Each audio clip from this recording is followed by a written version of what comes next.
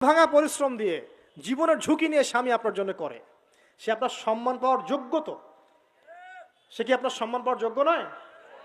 আপনি যদি সম্মানের হক আদায় না করতে পারেন তাহলে আপনি অকৃতজ্ঞ। আর অকৃতজ্ঞ মেয়ে কখনো জান্নাতে যাবে?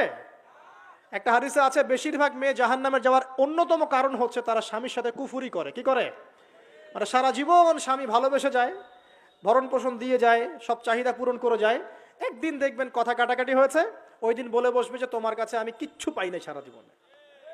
এই যে কুফুরি, এই কারণে তারা জাহান্নামে যেতে পারে বেশি। আল্লাহ হেফাজত করুন, আমিন। আরেকটা কারণ হচ্ছে যে বেপর্দা। আপনাকে 4টা মূলনীতি ফলো করতে হবে।